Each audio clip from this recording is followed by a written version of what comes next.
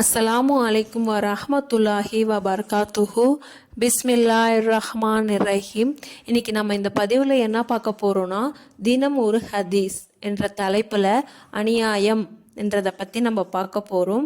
நபி ஸல்லல்லாஹு அலைஹி வஸல்லம் அவர்கள் கூறினார்கள், நிச்சயமாக அல்லாஹ் அநியாயக்காரனுக்கு தண்டனையை தாமதப்படுத்துவான், ஆனால் அவனை பிடித்துவிட்டால் அவனை விடவே மாட்டான். பின்பு நபி அவர்கள் பின்வரும் வசனத்தை ஓதினார்கள்: அநியாயம் செய்யும் ஊராரை இரட்சகன் வேதனையை கொண்டு பிடித்தால் இப்படிதான் இறைவனின் பிடி இருக்கும். நிச்சயமாக அவனுடைய பிடி வேதனை மிக்கதாகவும் மிக கடுமையானதாகவும் இருக்கும்.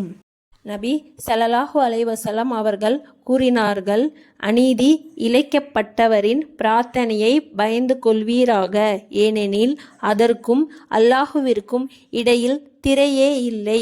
உடனடியாக அந்த பிரார்த்தனை அங்கீகரிக்கப்படும். இன்ஷா அல்லாஹ் மீண்டும் ஒரு ஹதீஸுடன் சந்திப்போம். அஸ்ஸலாமு அலைக்கும் வரஹ்மத்துல்லாஹி வபர்காத்துஹு.